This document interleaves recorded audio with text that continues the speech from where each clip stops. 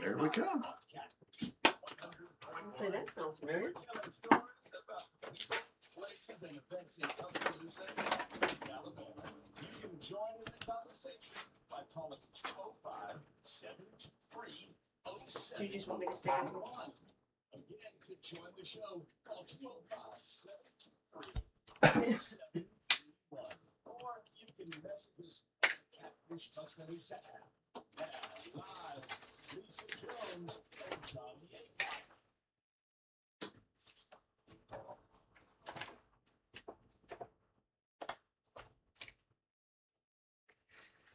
Good afternoon and welcome to the Noon Show with Lisa and Johnny. We are coming to you live and streaming everywhere. The Noon Show airs Monday through Friday from noon until 1 o'clock Central Time. Each day, we bring you engaging conversations, fresh perspectives, and stories that connect us all. Johnny and I would like to invite you to join us along with today's show guest, Dr. Jennifer Feltman from the Bearfield College of Arts and Sciences. And just you wait. This is going to be a great episode. So, for today's show, pull up a chair, sit back, and relax. And now, without further ado, here's Johnny. And a good afternoon to everybody. And roll tide. Roll Tide. Roll tide. That's Yeah. right. Thank you for joining us on this sunshine day. Yeah, I wore my Bearfield College of Arts and You Sciences did. pin for Jennifer. That's right. We love those folks, don't we? We do. But, thank you for joining us today, no matter where you are, whether you're in Tuscaloosa, Northport, West Alabama, Gulf Coast, across the nation, across the world. We love all of you. And thank you for joining us right here on FM 100.1. And tell somebody to just go to thenoonshow.com and hit listen now, and you can take us everywhere with you. So it's a little bit cloudy outside, but that's okay. It's slightly. sunshine in the studio. That's right. That's my partner's sunshine. Oh, thank you for saying so. I forgot to wish you something the other, and since Grace is Well, here, it's for Grace too. it's 3 days late, and I apologize, but it was International Tap Dancing Day 3 days ago. Oh, And so, a little late, but you two are great tap dancers, so I wanted to wish you a belated happy International Tap Dancing Day. Well, thank you on behalf of Grace and myself. You're so she's welcome. standing, but not in front of a microphone. So anyway, But anyway, I just had to get that in because I know both of you love to dance, and you're both really quite good, by the way. well, thank you. And so for all you tap dancers out there, sorry I missed your special day. But we've got other special days coming. We do have special days man, coming. have we got a week Well, full of fun. How about today? Oh, yeah. Yeah, tonight we're going to Bingo. Restaurant 205 Yeah. and Bistro. It's a charity fundraiser for the library That's to kind of kick off the whole thing that's happening on Saturday, That's right? Mhm. So it's a bingo. Yes. Uh, And it's just $5. yeah, it's just $5 for the entry, and And it goes to the library. it goes to the library. So yeah. It's a good point. We're kicking off a special throwdown weekend. Yeah. Yeah, it does make it more of a full weekend It when really you do does, it that way, doesn't it? Yeah, and we're so ready. Let's talk a little bit about the throwdown because we're so excited. And my partner came up with this idea a few weeks ago. Seems like it's got here quick. But, Yes. the first annual ever, we don't know of any place else has ever done this, the Tuscaloosa Deviled Egg Throwdown is Saturday. And Sunshine, we have got us a sellout. I know. I heard the announcement this morning that it was Isn't that officially great? sold out yesterday evening. Okay, we only got nine tickets to go. That's I right. just want to thank everyone on behalf of myself and the entire committee. Thank you, thank you, thank you. It means so much. Absolutely. Don't forget, this is all to support the Bookmobile. That's right. Which is We're on trying its to last help the leg. New Bookmobile get on the road. Exactly. And, what a day we've got planned. I mean, I'm as so you said, excited. 2 to 4 over at Druid City Brewing. Thank you, Bo Hicks, and for hosting us. And we've got our good friend Harrison McCullough providing live music. Thank you, Harrison. And we've got great sponsors, Town Square Media, Yeah. Harrison Construction, and B.F. Goodrich. That's Now, right. The fun thing about the B.F. Goodrich presenting sponsorship is when you buy a ticket, you get to be in the raffle. And the raffle is for a $1,000 B.F. Goodrich tire certificate. That's right. So we're going to have fun, we're going to play music, and we're going to eat some of the best gourmet deviled eggs in the entire nation. Yes, and I just want to put it in a little plug. So whether you wanted to come to bingo night tonight, Right. or just come by the throwdown, even so it's actually sold out, you can still make a donation. You sure can, yeah.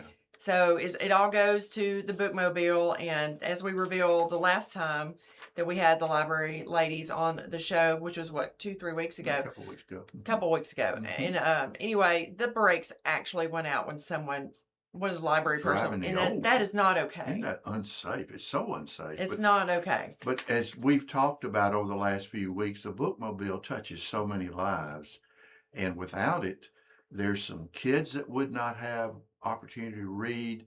You've got folks that are perhaps shut in. They're That's right. elderly folks. And the bookmobile serves a lot of folks across this big old county of ours. It sure does. Yeah. But I wanted to make a You know, mention we should too. we should tell everybody to come on by anyway.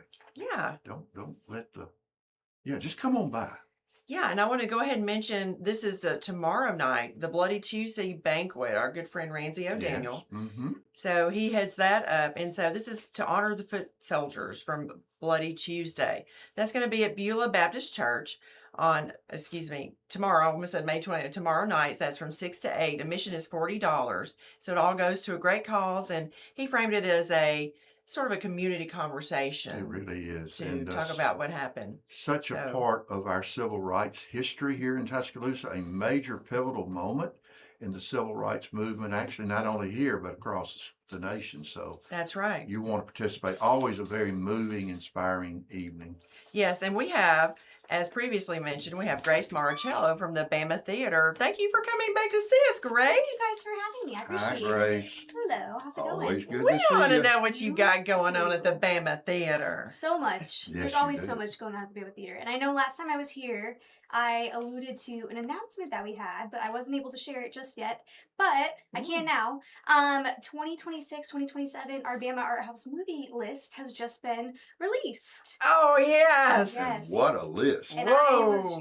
Lisa has graphics in her hands right now. Oh, We yeah. are showing, I think, about 30 movies from the summer until Valentine's Day. How fabulous. So many movies this summer. We have Bama This is Blockbusters with all of them. Mm-hmm. that are happening Tuesday at 7. Marvel Fridays happening Friday at 7:30. And then morning movies, which are geared a little bit more towards families and kids, Wednesdays at 10 a.m. It is a great lineup. It is. We I have- love how you have them in categories like that for Yes, different days and we do. times. Yes. We have Jaws, Iron Man, Jumanji, Black Panther, The Lorax, Shrek, Guardians of the Galaxy. So many. So You got many. Ferris Bueller's Day Off, We too. do. And Trolls. Shrek? Yes. Oh, Save It in Private Ryan. Yes. It's a really good lineup. Oh, If wow. I say so myself. Jumanji. Yes. The Robin Williams version. Yeah. Oh, yeah. Which is a great one. Yes.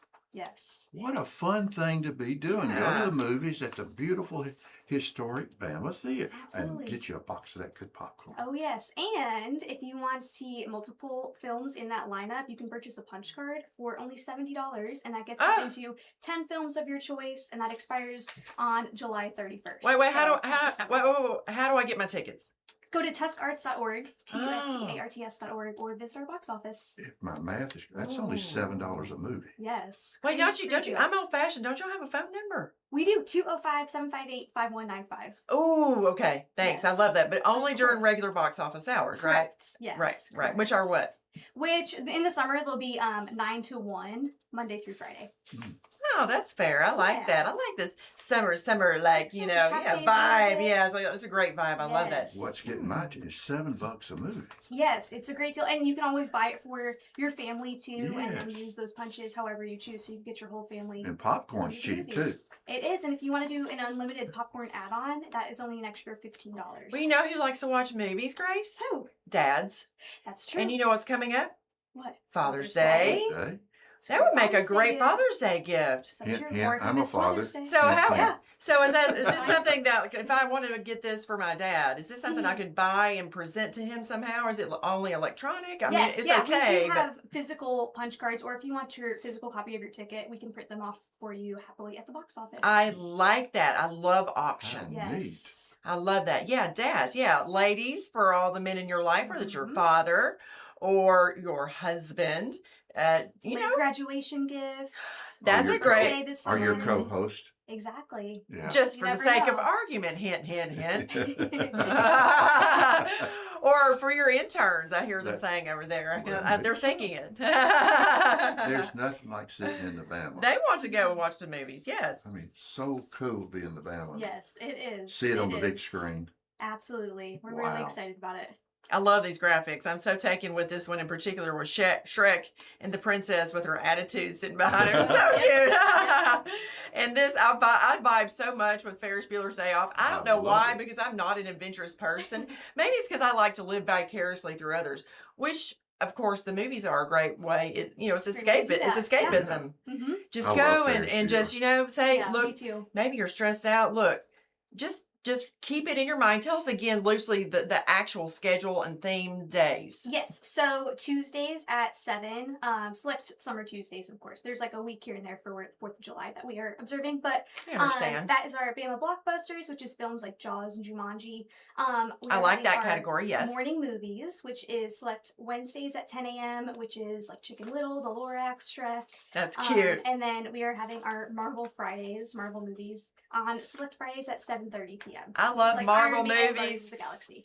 So much more than people would think. Just Yes. looking at me. I mean, I just love Marvel movies. They're so good. So just They're keep so that good. in mind. You're stressed out. Oh my gosh, I need to escape. Get you a movie ticket from the Bama Theater or a whole Exactly. pack for Yeah. only $70. Yes, and Yep. 85 if you want that unlimited popcorn add-on. Yeah. That's also- I'm sorry, what? I didn't hear that part. That's Are right. you? Yeah. You're not gatekeeping on us, are you, No, I'm Grace? not. I would never do that. yeah, Yeah, but that I'm also just teasing expires you. July 31st, so that's... It's a very Ooh, cost you better effective hurry, way yeah. to I be love that. entertained, Mm-hmm. and you get to be Unlimited in the beautiful popcorn. Bama Theater. Yes, in the air conditioning, too. In the so. air, first air It's It's conditioning. going to get hot. It's not going to be like today, every day, y'all. Spoiler as alert. we've Yeah. talked about, first air conditioned building in I know. Tuscaloosa. Isn't that cool? 1938, I believe. Yes, I correct. think that's Yep. right.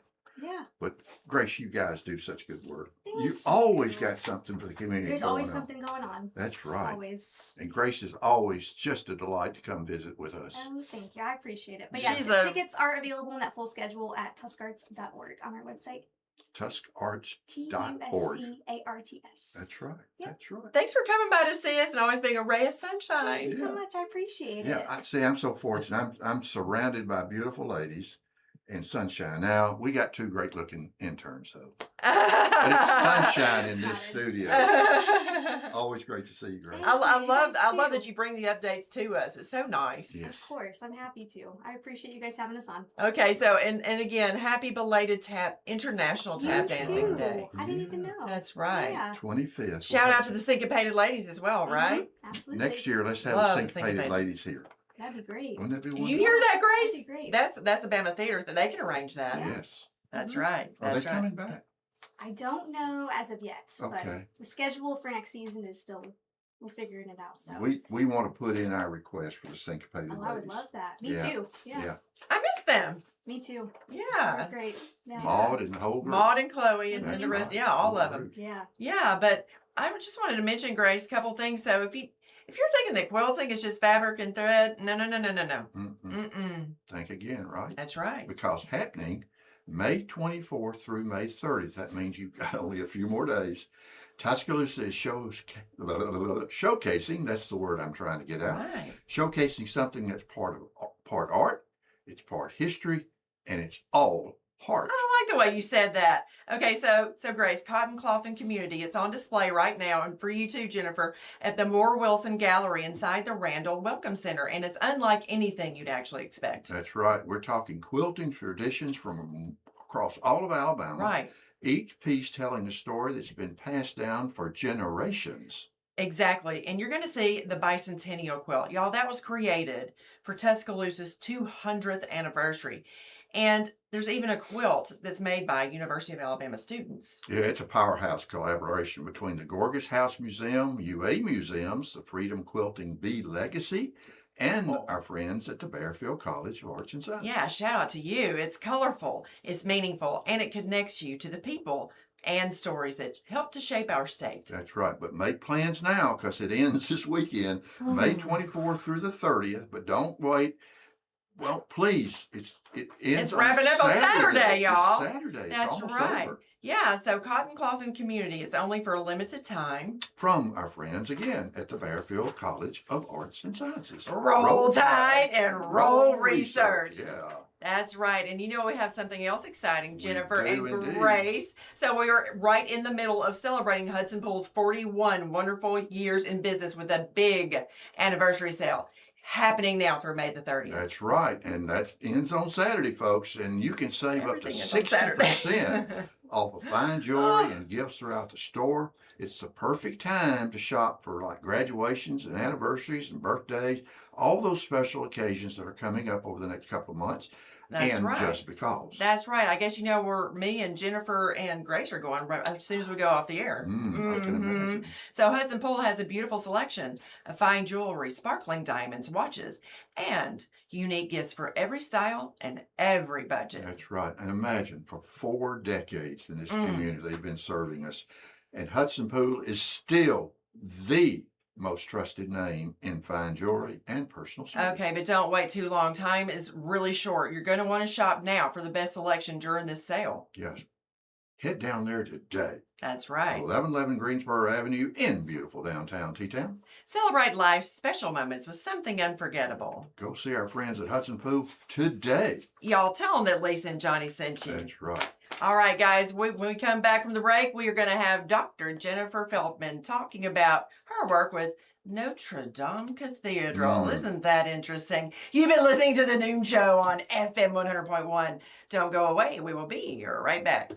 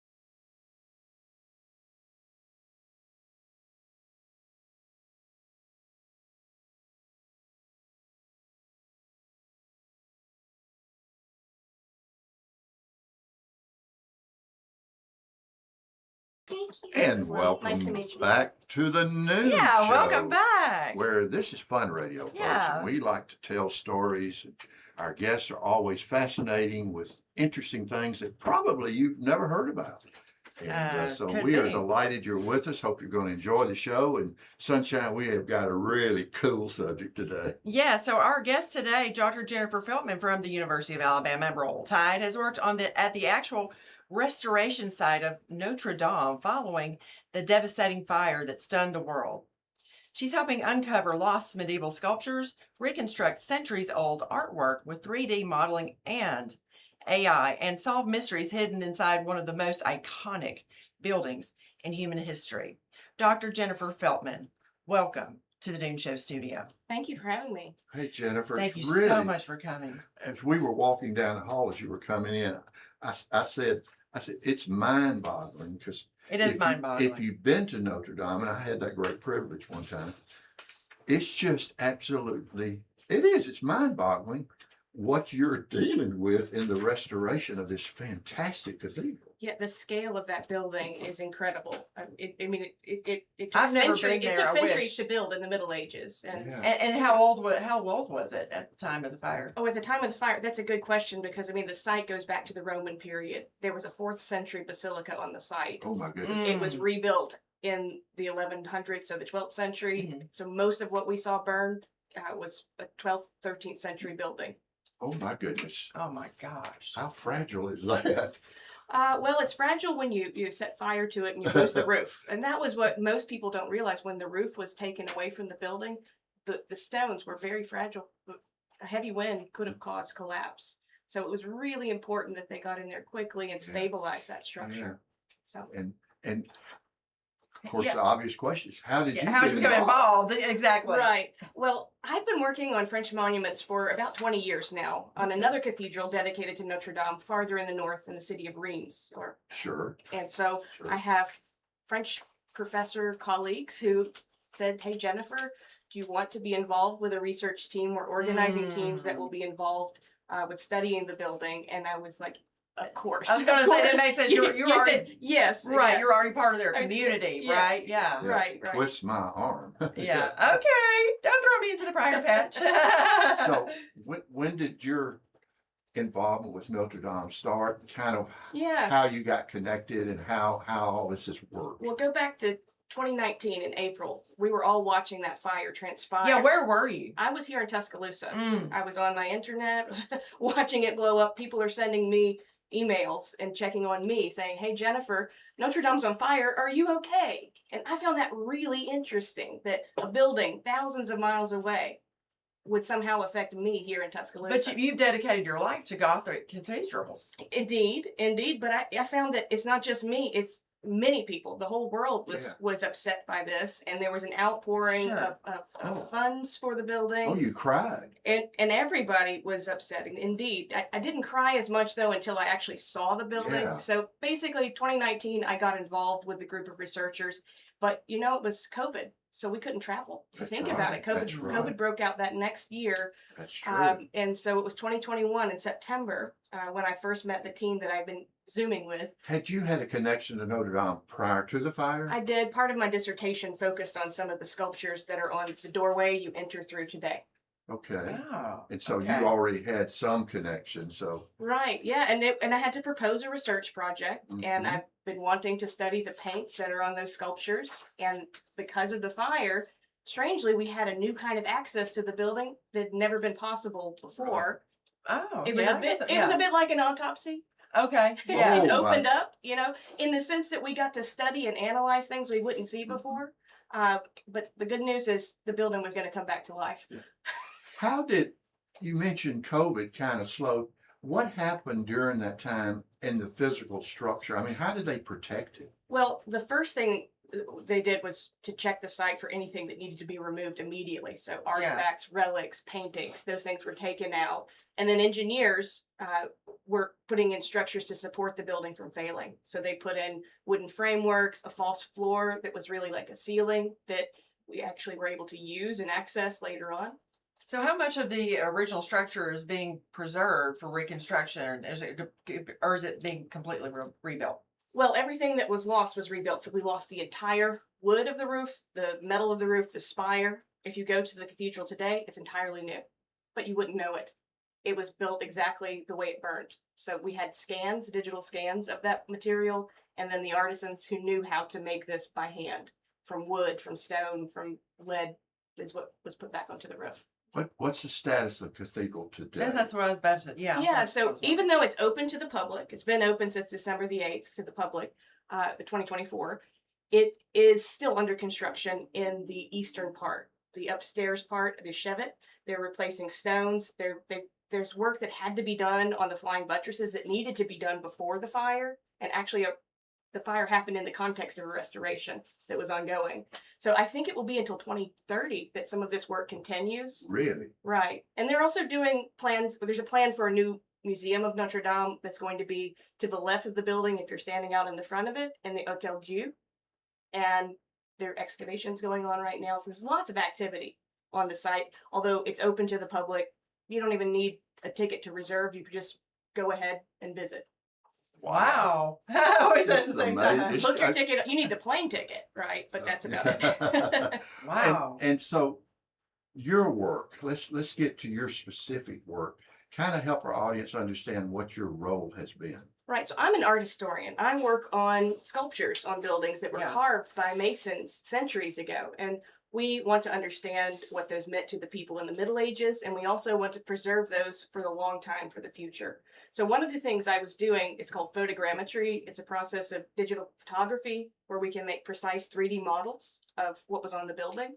And we're producing those from the photographs I took here at the university in our laboratory called the Visual Documentation Lab. It's directed by my colleague, Alex Tocovanin, and he and I are collaborating on this project together with a graduate student. Yes. So there were lots of fragments found, though, Jennifer. So they'll be like putting together the pieces of a puzzle. So what? That's a different project. So, Different project, yeah. I mean, honestly, this whole experience has opened up so many new avenues of research that I will be working on for the rest of my life. But this one's going to be coming out soon. So when the cathedral was under construction, they had to do what's called preventative archaeology. So they dig inside of the building to make sure that the floor is protected. And they found more stuff when they were digging. And they found more than Just 1,000 pieces of the sarcophagus? Gothic choir screen. This was What? What? the Gothic. They found sarcophagi. I know that's exciting to some people, but I'm an art historian, and I was excited by the sculptures. The sculptures, of And course. so these were massive structures that depicted the Passion of Christ with some of the most beautiful sculptures you've ever seen, with paint still on them. The issue was in the 18th century, the Catholic Church changed the idea of the liturgy and who should access it, and they thought, well, let's break down this screen. They took the screen down and buried it into the ground. Oh my. And so now we are putting those pieces back together digitally. This is absolutely amazing. I mean, what we can do with technology, but this has got to be the project of a lifetime for you. It is indeed. I can only imagine. And we're Yeah, going to continue this We conversation. are, This is and really we exciting. want to get more into that, but I've got a question right out of the gate when we come back, Jennifer. So, what can these sculptures tell us about medieval life, faith, and art that we did not previously understand? We will reveal the answer to that question as well as many others when we Great come question. back. You've been listening to the Noon Show on FM 100.1. Don't go away. We will be here right back.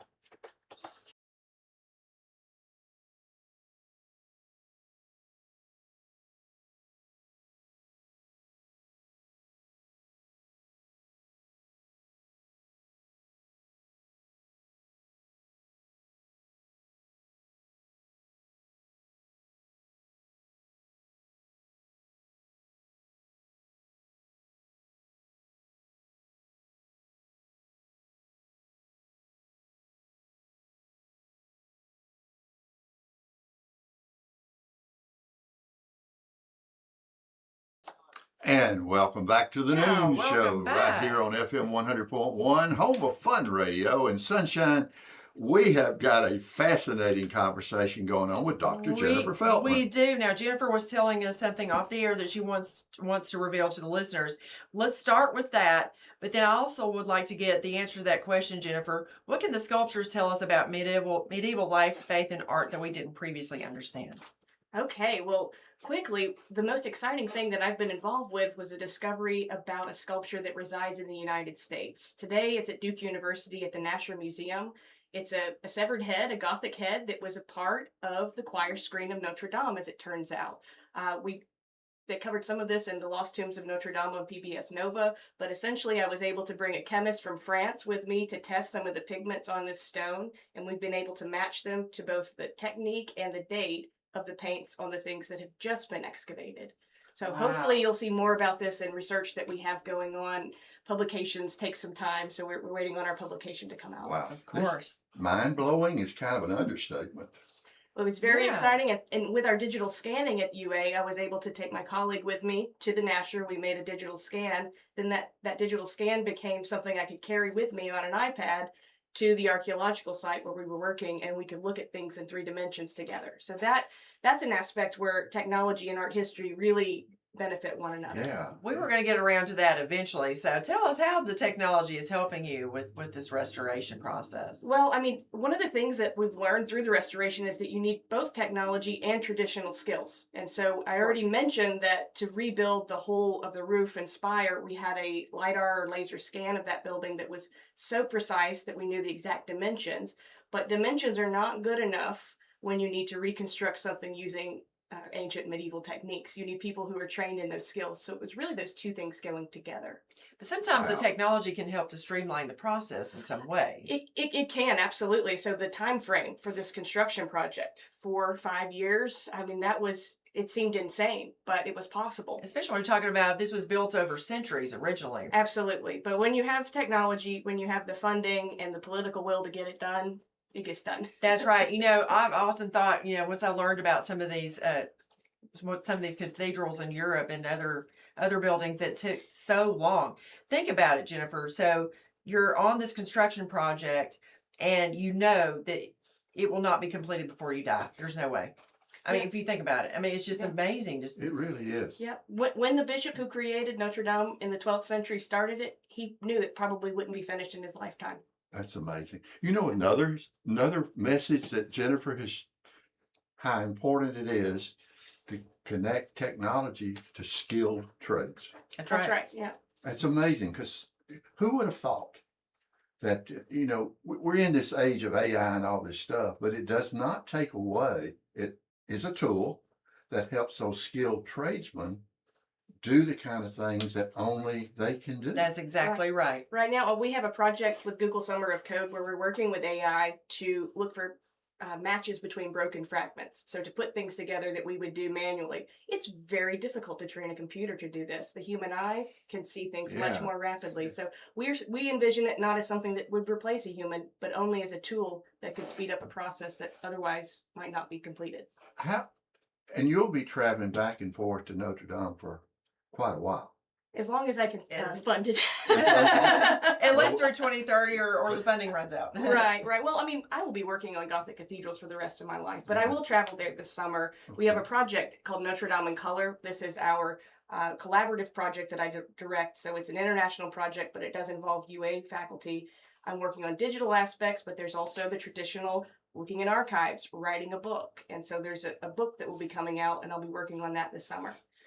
So for our listeners who may not spend a great deal of time thinking about things like historical structures like this in Europe or art and art history, why does this matter? Yeah, The great restoration of Notre Dame. Well, I'm from Mobile, Alabama, so I guess I grew up with things that I always thought were old. This 300 years seems like an old thing in America. It is, right? It's perspective. It's really it's not. perspective. In the grand scheme of things, it's just not. It's not, but we have Moundville, which is just the same age as Notre Dame, interestingly. Like right here in Tuscaloosa. Oh, that's a great point, It Jennifer. is. We have things around us. And so for me, history it's a part of all of our stories. And there's something really powerful when you can touch something that someone has touched 1,000 years ago, or you could sense the human aspiration to build something that's great. There's something about going inside of Notre Dame that does make you feel like you've stepped into an otherworldly space. That's right. And that's something that we have some structures like this in the United States. I was recently in Washington, D.C. in our National Cathedral. National Cathedral. And in many ways, it's inspired by the long history of these kinds of buildings. Mhm. So, I think everyone can find a way to connect to histories. And in the South, we love to tell stories. Yes, And we at do. the end of That's the day, true. that's what history is. Yeah. It's a story or multiple stories. It's a very good point. Yeah, Lisa asked a great question, and why does it matter? And let's take it one step further, because as our listeners, one of the things we're trying to do around here is connect what's going on inside our great university here in Tuscaloosa with us individual average folks. And how does this affect, number one, University of Alabama is in the middle of it, again, world-class work. Secondly, how does this affect and how do you involve students, and what's their learning process on these types of initiatives? Right. So, I work with graduate students and undergraduates at the university. And of course, all of these experiences I bring to the classroom. And so when you get to talk about how a Gothic architecture or structure is created, and you can talk about it from experience, that's incredibly different than opening up a book and reading about it. Yeah. So there's that aspect. We have study abroad as well at the university where we can take students abroad, but then they also come back here. Some of my students have gone on outside of the field of art history into other fields, and we've developed a VR experience of the Gothic Cathedral. I have a student who worked on that who's now working in Huntsville. I think he's working in the defense industry, creating Wow. experiences there for training. So it's a Yes. different aspect. Yeah, so when you do things like study abroad, it just makes it so real. Yeah. That's right. It's the sense of being there and of knowing something that's outside of your area. And then, of course, I always, again, bring that back. And that, Go ahead. I want to go back to a question you asked earlier. Yeah. What have we learned about Gothic structures? Well, there's a couple of things that are exciting. One's exciting to engineers and maybe, to us in terms of the structure. There were metal clips used inside of Notre Dame that we didn't know they used in the Middle Ages for sure. When the building was taken apart, we could see these in between the layers, and chemists were able to study that metal to find out exactly where it was made. And some of it was ancient metal that had been reused from Roman buildings, repurposed throughout the whole country of France just to build this structure. What I've learned about are paints on figures. And don't worry, we're not going to be repainting any of the Gothic stone figures. People have real feelings about painted sculpture. But in the Middle Ages, they wanted to see their sculptures enlivened. And so the faces looked like, rosy cheeks. And interestingly, we've learned that the resurrection of the dead figures on the west facade were actually literally coming back to life. When we study the pigments, we can see they go from a bluish color to a pink warm color. All of the angels have as they're being faces. restored, As they're coming back to life from the sarcophagi, they're waking up. So it's an interesting way to express a realistic vision of what it would look like. wow, that's incredible. Yeah. I'm just standing here in awe. What we're learning today is, I don't even know where to go with it. I'm kind of stunned by it. Well, the other thing we've learned about the pigments are we can date them now, and we've never been able to date them before. And this is because of a chemist in France who's been able to study carbon-14, which I know we know it exists everywhere in the environment where you have living organisms. It was actually captured in the process of making lead white, and that coats most of the stone sculptures. When they date that, it can allow us to figure out how things fit together. So back to why things matter on a more broad scale, in the context of COVID, when we were so isolated, what mattered about this project to me largely was the connections it built.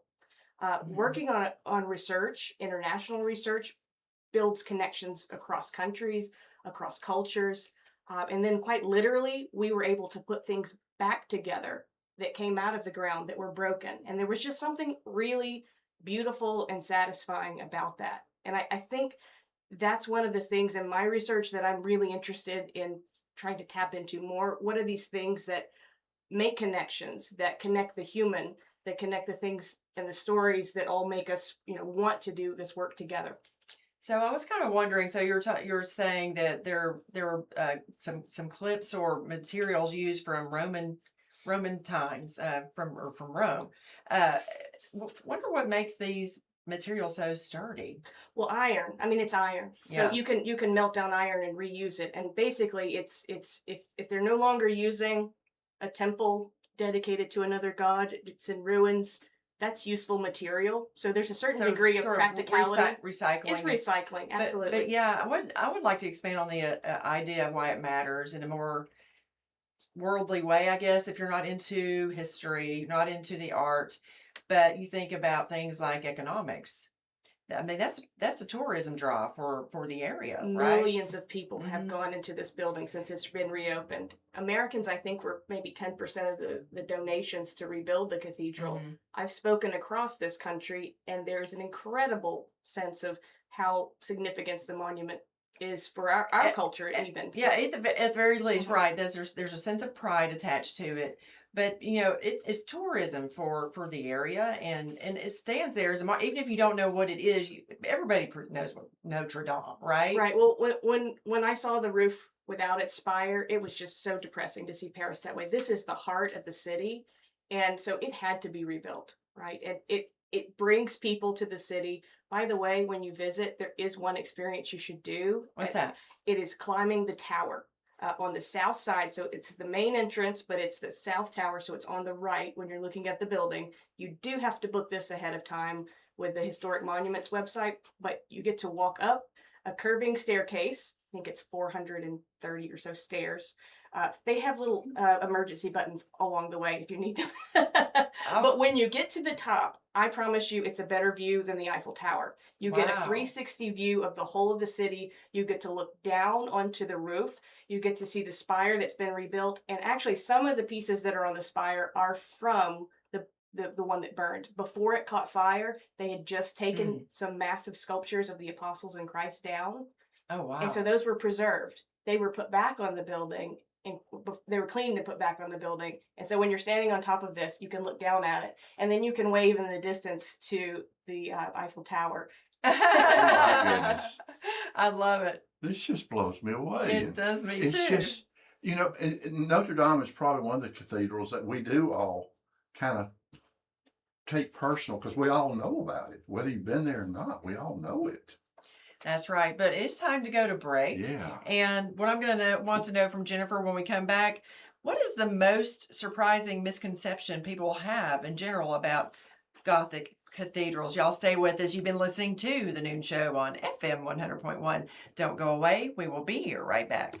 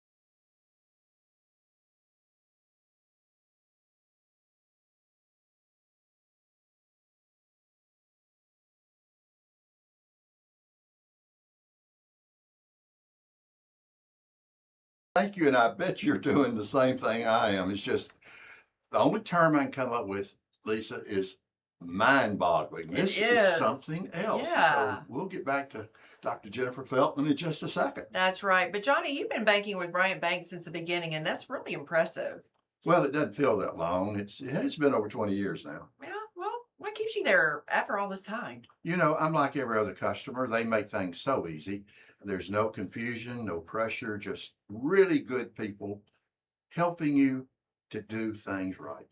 Well, that's what everyone's looking for. Well, it's been that way for all of our customers from the very beginning at Bryant. And that kind of consistency really builds It confidence. really does. You know you're in good hands every time you walk through the door.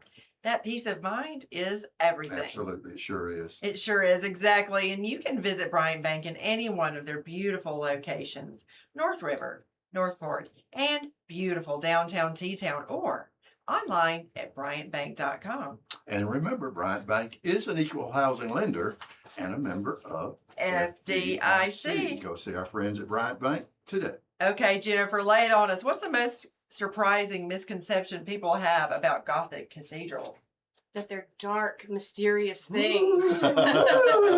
Well, Notre Dame was dark on the interior before the fire. I mean, if you'd been to a service or walked through the cathedral before, it was a darker space, but it was covered with the dust and soot of ages of candles and, just time. Yeah. Now, when you walk inside, it looks like the new stone would have looked in the Middle Ages. Bright Wow. white, the stained glass just pops with color.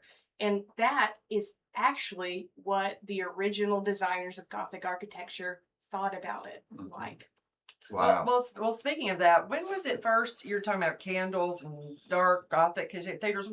When was electricity introduced? Oh, well, I Do you think know? probably in the restorations that happened. I mean, you have the 19th century restorations, Mhm. and then later on, I mean, in the 40s. I mean, Seems, Yeah. it seems like that would have helped with the darkness. well, but it's not the Water, same though. No, it's no. not And the so the same. darkness is also like quite literally the stone is dirty Yeah. or was dirty. Yeah. And so, Mhm. and then when the sunlight goes behind a cloud, it gets darker in the interior.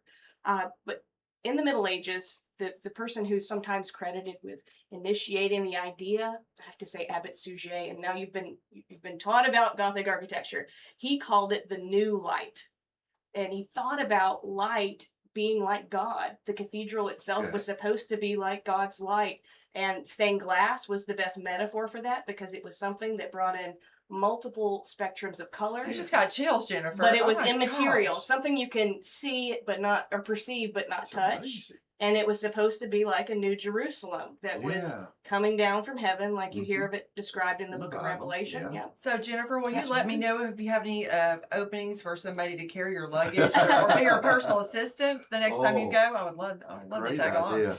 Or should I say asking for a friend? I just went with my geologist friend actually to Notre Dame in March, and we were studying. She was geeking out over all of the different fossils that are in the stones. I mean, these Yeah. stones are in the stones, Jennifer? they're prehistoric stones, and so we can tell what quarries they Just came from. amazing. I'm going to the Oh my- quarries in a few weeks, in fact. But all of that to say, we can learn a lot from a building that's not Yeah. always art history. It may involve geological science, Right.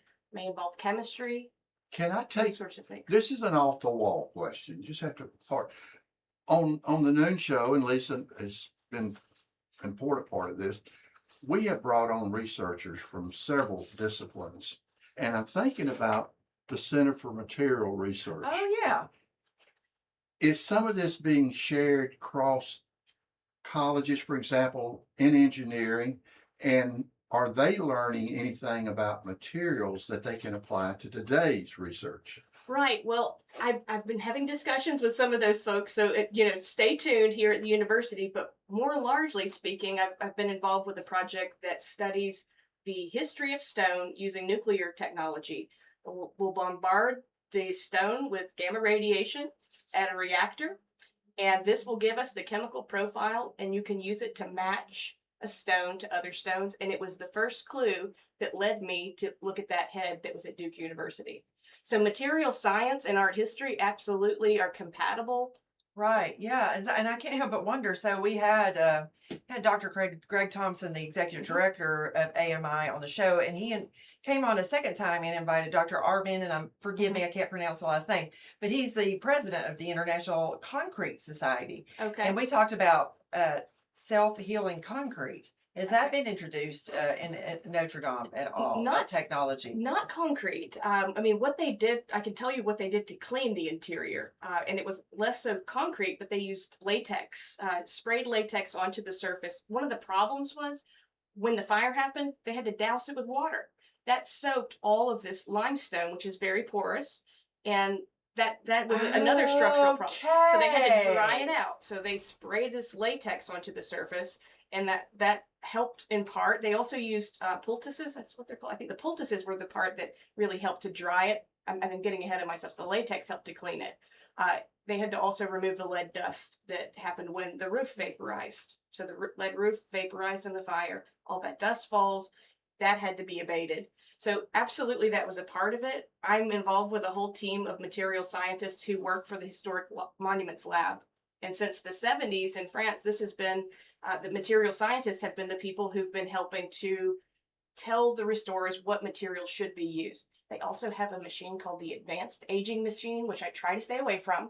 I would too. I don't blame you, girl. But apparently you can put in it, say you've got a pigment. You want to see how what it's going to look like in 200 years. You can paint a stone with this pigment, Goodness. put it in this machine, and several hours, it will give you the equivalent of 200 years experience. So they work with materials for a variety of reasons. That's fascinating, Jennifer. It That's just really fascinating. is. And again, folks, you need to understand the University of Alabama is in the middle of all this stuff. And we try to make folks totally understand this is just not a university sitting out there, in a few acres out there.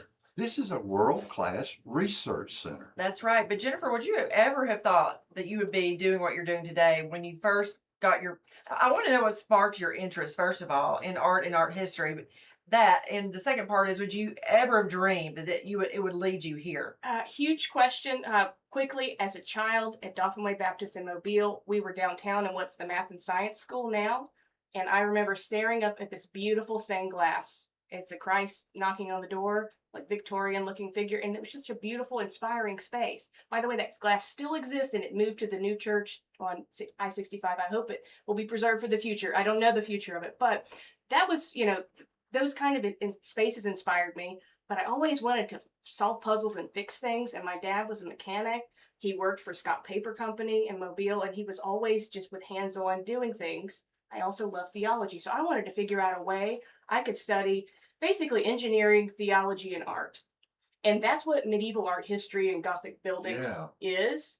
And my parents were like, oh no, I'm a first generation college graduate. Okay. I went to the university as an engineering student with a scholarship from Scott Paper, and I was supposed to be a woman engineer. Thankfully, they let me change my degree a little bit, but I did get all of those engineering science degree or coursework in the first year, and then I wanted to just take art history for fun.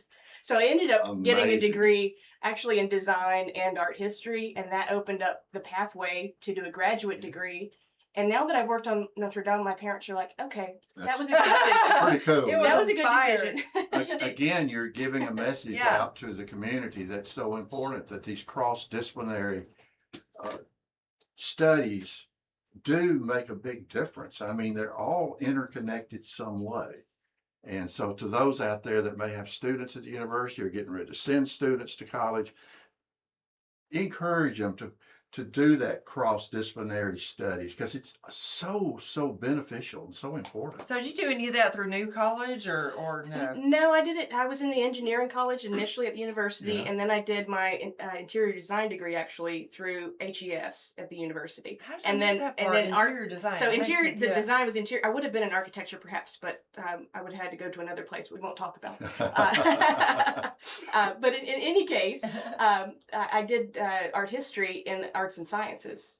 At the time it was just the College of Arts and Sciences. So it brought all of those pieces together. And what I tell students is follow the thing that you love, because that's what you're going to be stuck with for your life, you know? And if it's not something that you can do for 20 years, that's something you need to think about. But also think about how everything is constantly changing. Yes. And so I have to think now as a professor how to use AI, or how to think about it ethically. How do I use this in my classroom or not? What are the boundaries?